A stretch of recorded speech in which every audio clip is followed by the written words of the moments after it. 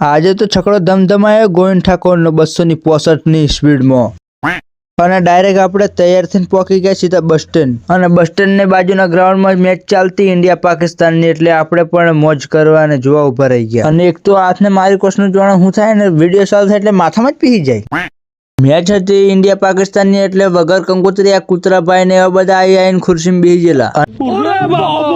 અને પછી આપણે બેસી ગયા સીધા બસમાં આપણા લાખી ભૂખ એટલે આપણે સીધા ક્રીમ વાળો બિસ્કિટ 10 વાળો ઝાપટવા મળ્યા અને પછી ના મળી આપણને મસાલો એટલે આપણે ઝાપટી લીધી સીધી પોસ્ટ વાળી વિમલ અને પછી ઉપડી ગયું આપણું હેલિકોપ્ટર ઠ અને આ મોદી સાહેબે જામનગરમાં ખર્ચો કર્યો લાગે। તો આ છે મિત્રો સૌરાષ્ટ્રનો એટલે કે જામનગરનો મોટો પહેલો બ્રિજ અને ભાઈ પછી હલવાઈ આપણે ટ્રાફિકમાં કાઢો મને કાઢો આગળ જગ્યા થાય તો કાઢી ભાઈ ના થાય તો ચોઈ તંબુરામથી કાઢી